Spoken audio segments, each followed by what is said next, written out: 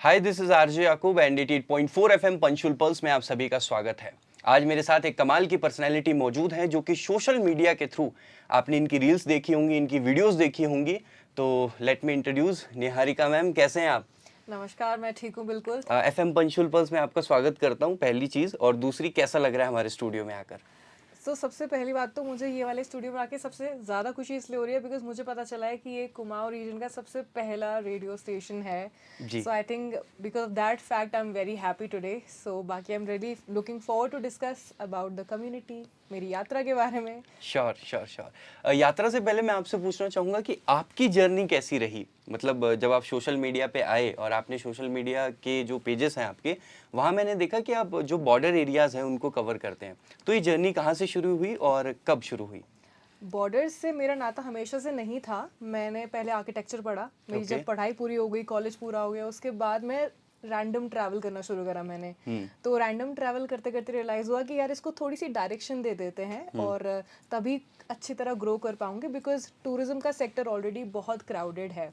और तब तक 2022 आ चुका था, कोविड का पीरियड निकल चुका था और सरकार भी बहुत ज़्यादा ध्यान दे रही थी बॉर्डर एरियाज़ पे, जो कि ज़रूरत भी महसूस हुई थी सबको।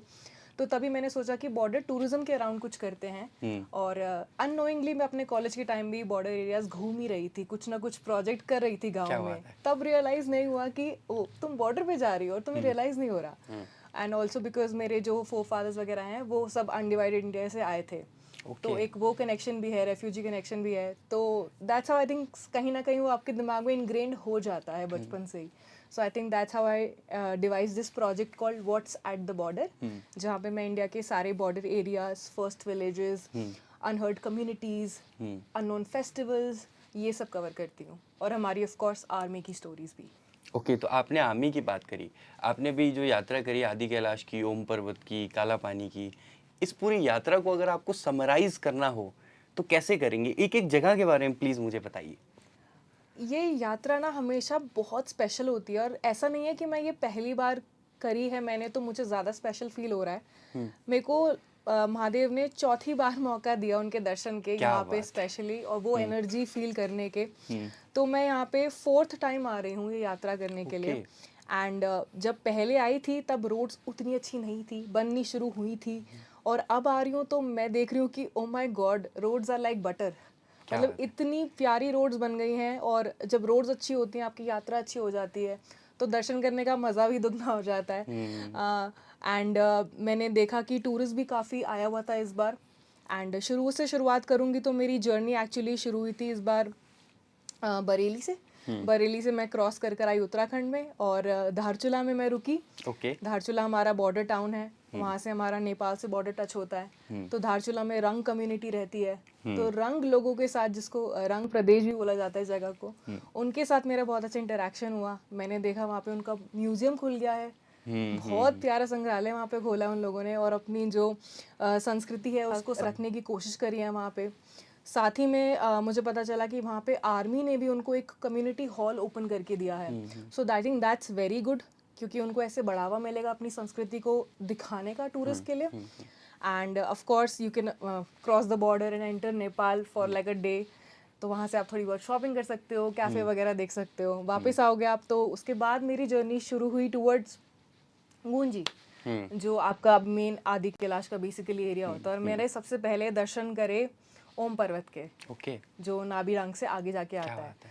और बहुत लकी रही कि इस बार भी वेदर ने साथ दिया और ओम पर्वत एकदम क्लियरली नजर आया। क्या एकदम बात है। ऐसा लगता है वो 3D माउंटेन है। और वहाँ खड़े होकर यकीन ही नहीं होता कि यार ये दिस इज नेचुरल। मतलब you can not believe what you seeing. मतलब इट्स कम्प्लीटली, मतलब बिलीव ही नहीं कर सकते, दुनिया में उसकी जैसा कुछ नहीं है। तो एक ओम पर्वत है, ओम पर्वत के दर्शन हुए। फिर आई वॉज लकी कि मैं लिपू लेक पास थोड़ा चढ़कर तिब्बत में कैलाश के दर्शन भी कर पाई। क्या बात है। हाँ जी। तो अच्छा। वो दूसरी बार था, वो भी मैंने पहले करा हुआ है। उस टाइम भी वेदर ने साथ दिया था तो बहुत अच्छे कैलाश के दर्शन हुए। इस बार भी वेदर बहुत अच्छा था तो भी कैलाश के दर्शन अच्छे हुए। तो ये दोनों बहुत अच्छे से दर्शन करने के बाद इस बार मैं नीचे आई। लेकिन आदि कैलाश के दर्शन जिस दिन करने गई, उस दिन वेदर थोड़ा सा गड़बड़ आ गया। वेदर थोड़ा खराब हुआ उस दिन। तो वहाँ पे जो मंदिर है, मंदिर के दर्शन करे और फिर वहाँ पे जर्नी अपनी ख़त्म करी।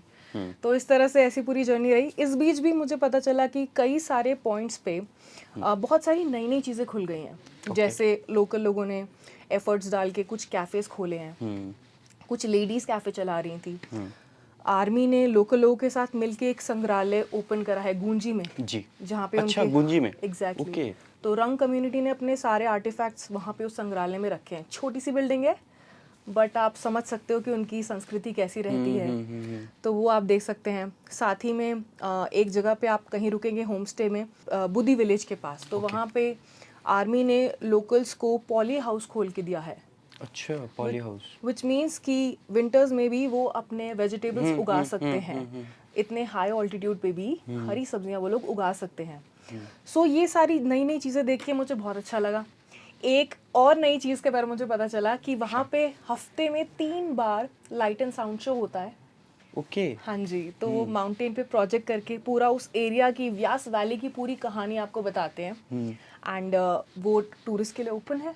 ट्यूसडे, थर्सडे एंड सैटरडे 3 दिन वो होता है। रात को 8 बजे तो टूरिस्ट वहाँ जाके वो लाइट एंड साउंड शो देख सकता है, हिस्ट्री समझ सकता है। एंड वहीं पे मेरी मुलाकात एनसीसी के कैडेट से भी हुई थी, ओके, जो सीमा दर्शन के लिए आए हुए थे वहाँ पे।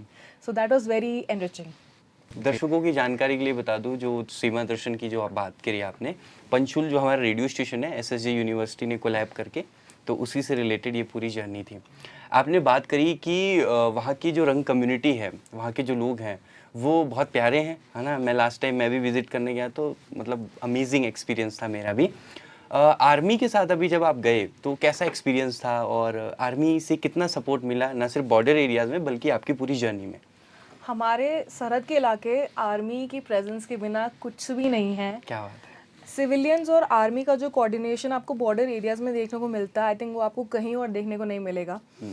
वहाँ पे सिविलियंस की लाइफ अगर आसान है तो आर्मी के प्रेजेंस की वजह से ही है। एंड अगर टूरिस्ट को कोई भी प्रॉब्लम भी आती है तो भी army is always ready to help them. For example, सामने से कोई गाड़ी आ रही थी तो उसके इंजन में हेडलाइट का कोई कुछ इंजन में प्रॉब्लम आ रहा था, तो उन्होंने, मैंने देखा आर्मी वालों को रोक के बोला कि हमारे सर इंजन में प्रॉब्लम आ रहा है। आर्मी वालों ने बोला कि हमारा ऐसे से आगे फौजी भाई है, आप उनसे ठीक करा लीजिए।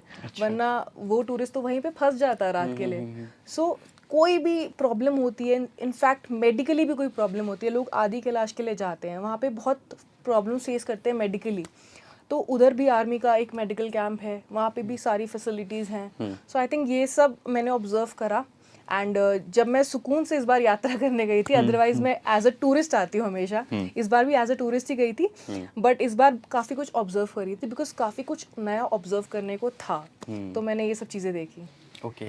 तो तमाम बातों के इतर, तमाम सवालों के इतर मैं आपसे पूछना चाहूँगा कि जब आपने जो जर्नी शुरू करी थी एंड उसके बाद आप अभी तक कितने देश घूम चुकी हैं, और उसके बारे में थोड़ा सा बताएं, थोड़ा सा क्रेजी होकर, क्योंकि बहुत एक्साइटमेंट है जानने की अलग अलग कंट्रीज़ में आप गए, तो वो जर्नी कैसी थी? जब मैंने ये जर्नी शुरू करी थी ना ट्रैवल की, तो मुझे भी बहुत ज़्यादा ऐसे मैं लुक फॉरवर्ड करती थी कि मैं अलग अलग कंट्रीज़ जाऊंगी, लेकिन उस टाइम पैसे नहीं हुआ करते थे। तो जब आपके यूनिवर्सल प्रॉब्लम। एग्जैक्टली, तो जब आपकी पॉकेट में पैसे नहीं होते तो आप अपना देश का भ्रमण पहले करते हो। तो मैंने भी उसी से स्टार्ट करा। तो उस भ्रमण करते करते मैं बॉर्डर्स पे पहुंची, which I think was my destiny. So जो भी होता है अच्छे के लिए होता है। राइट। तो उसके बाद और इसके बीच में मैंने एक्चुअली 10-11 देश घूमे हैं, ओके। जिसमें से नेपाल, म्यांमार, भूटान, इंडिया के पड़ोसी देश में? हाँ, वियतनाम, सिंगापुर, मलेशिया, हांगकांग। सो ये सारी कंट्रीज मैंने कवर करी है। एंड इनफैक्ट जब मैं वियतनाम में भी थी तो मैं वियतनाम और चाइना के बॉर्डर तक गई थी, तो उधर भी मैंने बॉर्डर का कुछ कुछ वीडियो बनाने की कोशिश करी। So I think that was very exciting for me. And in fact वहाँ पे भी, उस वाली बेल्ट में भी, बॉर्डर पे बहुत कलरफुल ट्राइबल कम्युनिटीज़ रहती हैं दूसरे देशों में भी। सो वो मैंने ऑब्जर्व करा वहाँ पे। ओके। तो आप नेशनल अवार्ड के लिए नॉमिनेट कैसे हुए थे, ये बताएं पहले। ओके। सो उस टाइम नॉमिनेशंस ओपन थे, तब मेरे ठीक ठाक फॉलोअर थे। अभी जैसे 120 के हैं, उस टाइम आई थिंक 60 के या कुछ ऐसे थे, याद नहीं मेरे को। ओके। बट जैसे आपके फॉलोअर्स को अगर आपका काम पसंद होता है तो वो आपको नॉमिनेट कर सकते हैं। तो कई लोगों ने शायद नॉमिनेट करा होगा, तो नॉमिनेशंस अच्छे नंबर में गया होगा, तो उन्होंने वो एक्सेप्ट कर लिया उस कैटेगरी में, माइक्रो कैटेगरी में। ओके। मतलब आई थिंक 50-60 के की कैटेगरी में मेरे को डाला गया वहाँ पे, तो मैं उसमें नॉमिनेटेड थी बस। अच्छा, इसमें पूरी कैटेगरीज होती हैं तो? हाँ, इसमें अच्छा, कैटेगरीज तो थी। टॉप कैटेगरीज किस टाइप की होती हैं? इसमें था एक ट्रैवल डॉक्यूमेंट्री की कैटेगरी थी, बैकपैकर की कैटेगरी थी, कल्चर की कैटेगरी थी और चेंज मेकर कैटेगरी थी। तो अलग अलग कैटेगरीज थी जिसमें काफ़ी सारे अच्छे अच्छे क्रिएटर्स को अवार्ड्स मिले, काफ़ी अच्छे अच्छे लोग नॉमिनेटेड थे। तो ऐसा था पूरा। ओके, एक आखिरी सवाल मैं आपसे करना चाहूँगा। इस पूरी यात्रा के दौरान आप बहुत सारे लोगों से मिले हैं ना, यहाँ की कम्युनिटी के लोगों को आपने देखा, ऑब्जर्व किया। पंचुअल पल्स के माध्यम से एज ए ट्रैवलर आप क्या मैसेज देना चाहेंगे यहाँ के लोगों के लिए? मैं जब भी किसी ऐसे इलाके में ट्रैवल करती हूँ जो कल्चरली बहुत डाइवर्स होता है, बहुत रिच होता है, तो कुमाऊँ तो ऐसा ही रीजन है सारा, है ना। अल्मोड़ा से लेके मुनस्यारी से लेके पिथौरागढ़, आप कहीं भी जाओ यहाँ पे कल्चर ही कल्चर है। इतनी सारी हिस्टोरिकल स्टोरीज हैं, लोगों के अपने अपने ट्रेडिशनल अटायर हैं, अलग अलग ट्राइबल कम्युनिटीज़ हैं। और स्पेशली मेरी मुलाकात रंग कम्युनिटी से हुई। इन लोगों का भी कल्चर बहुत अच्छा है और बहुत रिच है, अलग अलग फेस्टिवल्स होते हैं, शादी करने का अपना एक तरीका है। तो मेरा मैसेज इन लोगों को हमेशा यही होता है कि आपका जो कल्चर है आप उसे बढ़ते हुए टूरिज्म के साथ खोने मत दीजिए। मतलब ठीक है, टूरिस्ट आ रहा है, आप पैसे कमाने का तरीका ढूंढ रहे हैं, होम स्टेज खोल रहे हैं एंड बहुत अच्छे अच्छे काम कर रहे हैं। लेकिन जैसे आपका कोई 700 साल 300 साल पुराना घर है जी। उसे टूटने मत दीजिए। या फिर आप ये मत सोचिए कि टूरिस्ट के लिए हम नया सीमेंट का घर खोलते हैं, उसमें होम स्टे खोलेंगे। Because as a perspective of tourist मैं आपको बता रही हूँ कि टूरिस्ट को ऐसे वो पुराने घर में आप चाहे उसे अंदर से मॉडर्न बना दीजिए लेकिन बाहर से उसे वैसे ही रहने दीजिए। साथ ही में आप टूरिस्ट को अपना ट्रेडिशनल अटायर पहना के उन्हें अपना साइड एक्सपीरियंस कराइए, अपना लोकल खाना खिलाइए, आपकी जो लोकल दाल होती है, लोकल स्पाइसेस हैं। और ऐसे ही म्यूजियम में छोटे छोटे अपने घर में म्यूजियम खोल लीजिए, अपने आर्टिस्ट कराइए, आपका म्यूजिक होगा, आपका कोई गाने बजाने का तरीका है, उसे जिंदा रखिए। ओके। स्पेशली अगर आदि कैलाश ओम पर्वत की साइड पे टूरिस्ट जा रहा है तो आप कोशिश करिए कि आप अपने लोकल अटायर में वहाँ पे उनसे मिलें या उन्हें एक्सपीरियंस कराएं, लोकल ढाबे पे अपना उनका लोकल खाना खिलाएं। स्पेशली वहाँ पे बोर्ड पे लिखें रंग खाना, ऐसा जो भी आपको जो आप भी खाने की बात करें, कुछ ट्राई किया आपने पहाड़ों का?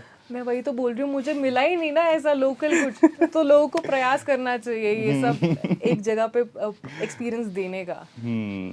क्या बात है। Thank you so much ma'am, आप हमारे पंचुअल पल्स रेडियो में आए और इतनी सारी हमने आज इंटरेस्टिंग बातें करी। और उसके साथ मुझे लगता है कि यहाँ का जो टूरिज़्म है, जो टूरिस्ट जब आते हैं बाहर से, एक इम्पॉर्टेंट चीज़ मैं यही कहना चाहूँगा कि जो जैसा है वो वैसा ही दिखे, पहली चीज़। और दूसरी ये है कि कचरा ना फैलाएं पहाड़ों पर Oh my जाकर। God, कचरा ये तो पूरे पैन इंडिया, ये मतलब सबको इसका ट्रीटमेंट कैसे दिया जाए मुझे नहीं पता, इसका क्या सोल्यूशन है।